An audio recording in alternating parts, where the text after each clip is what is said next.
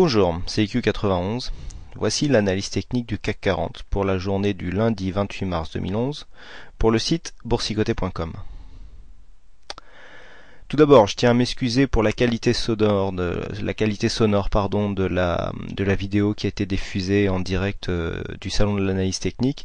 Les conditions techniques étaient très difficiles et je n'ai pas réussi, malgré un post-traitement, à vous offrir une vidéo avec une qualité de son correcte.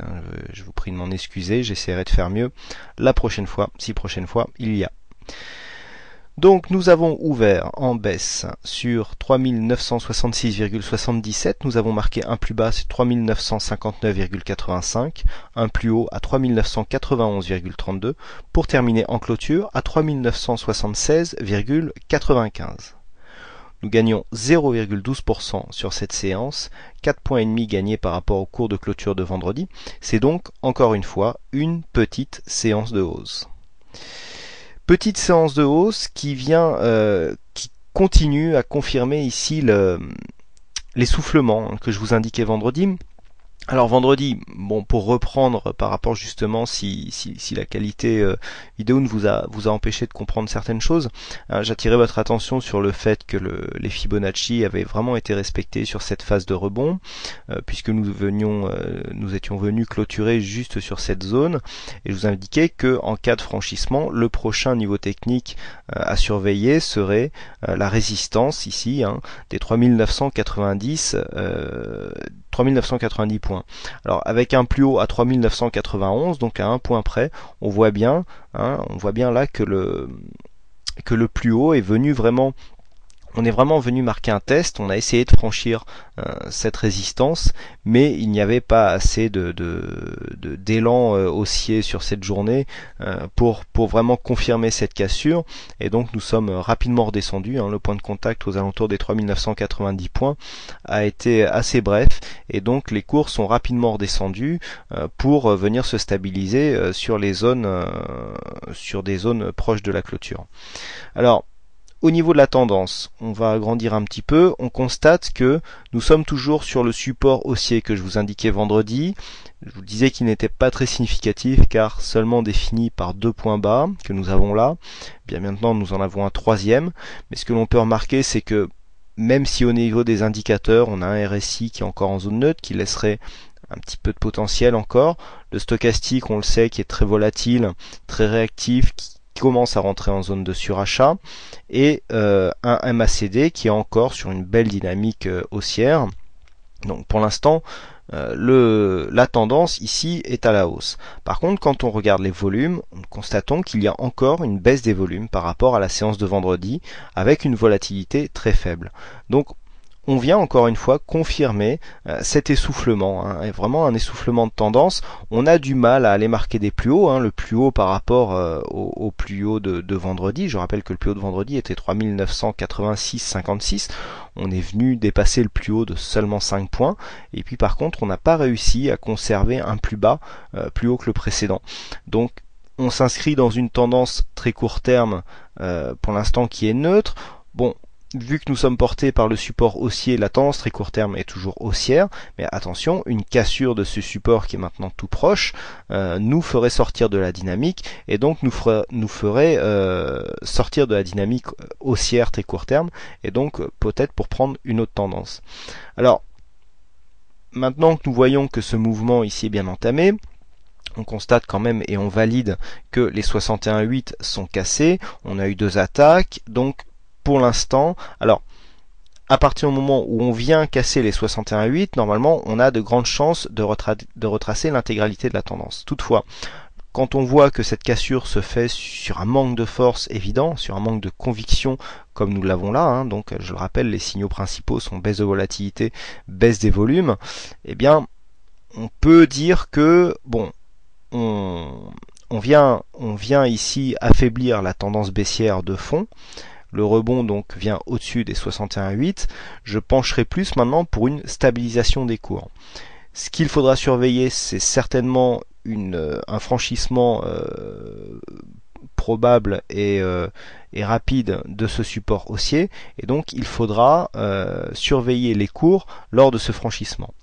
Si nous essayons de tracer des lignes de tendance, donc pour définir vraiment toute la tendance depuis le rebond. On essaye de tracer les plus hauts, donc on part de ce précédent plus haut, et on constate qu'en allant chercher des précédents plus hauts, voilà, à part cette bougie ici qui dépasse, on a ici un point haut, un deuxième point haut, un troisième point haut, là ici une fausse sortie, et on vient quasiment sur le plus haut de cette bougie qui avait donc marqué la fin du crash dû à la catastrophe japonaise. Eh bien, on constate qu'on a un biseau. Donc, biseau haussier, figure d'essoufflement, mais qui n'est pas au sommet d'une tendance haussière. Donc, cela veut dire que après être sorti de ce trend baissier, eh bien, nous avons un rebond, mais que tout simplement, ce rebond s'essouffle. Donc, un biseau haussier voit normalement une sortie par le bas, et donc l'objectif ici de ce biseau, on peut le tracer à l'aide d'un segment. Donc on prend le premier point de contact haut, le premier point de contact bas, et lorsque l'on déplace ce segment sur le point de cassure, alors on va essayer de l'attraper, hop, voilà. Si par exemple on sortait de ce biseau, eh bien demain, on pourrait, alors non, si on sort demain dès l'ouverture, voilà, on va faire un peu de science-fiction, hop, on accroche le biseau ici, le segment ici, et donc en fait on constate que eh bien la sortie pour l'instant aurait un objectif sur le premier objectif de consolidation que je vous indiquais vendredi, à savoir les 3835 points. Je vous avais dit que si on sortait et qu'on cassait ici les 3950, les premiers supports, étant des supports intermédiaires, on pourrait rapidement revenir sur les 3835. Donc ça serait confirmé par la validation d'une sortie baissière de ce biseau. Alors pour l'instant nous ne sommes pas encore là, le biseau n'est pas cassé, c'est simplement une projection de ce que l'on pourra avoir sur les prochains cours, d'autant plus que si on prend notre objectif et qu'on vient le reporter sur un point de sortie plus lointain, eh bien on a un autre objectif, à savoir les 3870 points, 3880 points quasiment. Donc bon voilà, c'était juste histoire de vous indiquer comment on pouvait calculer l'objectif de ce biseau. Donc on voit que malgré le fait que nous soyons ici dans une figure d'essoufflement, si on venait casser ce biseau, d'un point de vue chartiste, ce n'est pas une grosse catastrophe.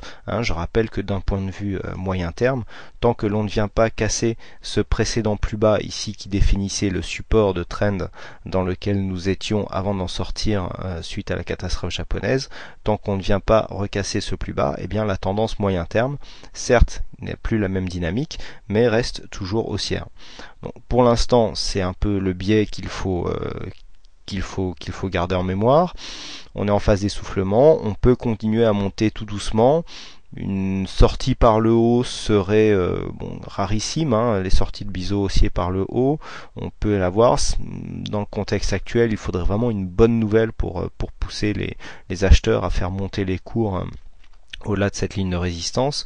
Personnellement, je m'attends plus à une consolidation de ce petit mouvement.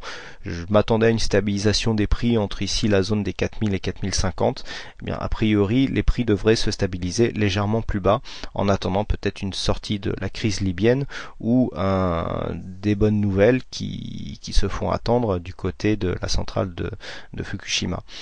Voilà ce que l'on peut dire donc sur cette analyse du jour. Donc toujours pas de signal de trading déclenché sur le CAC 40. Pour le jeu du fixing, eh bien comme vendredi je n'ai pas parlé de lui, eh bien El Conquistador a regagné le jeu du fixing ce soir, donc il collectionne les coupes. Félicitations à lui. Et puis je vous rappelle que le jeu du fixing est ouvert à tous, vous vous connectez sur le chat, vous cliquez sur le bouton fixing, vous faites votre pronostic donc 1 heure avant la clôture du jour, et le meilleur voit son nom le lendemain à apparaître dans la vidéo du jour. Voilà, je vous remercie encore une fois à toutes et à tous pour votre fidélité, pour vos nombreuses visites sur le site boursicoté.com. Beaucoup de visites sur le stand Active Trade vendredi soir. Toujours très sympathique, vous avez été nombreux à venir me voir, à venir me remercier ou me féliciter selon. Eh bien ça fait plaisir, ça motive à continuer. Donc merci à tous pour votre sollicitude et pour vos encouragements constants. Voilà. Donc passez une bonne soirée, bonne chance dans votre trade et je vous donne rendez-vous dès demain pour de prochaines analyses. Bonsoir.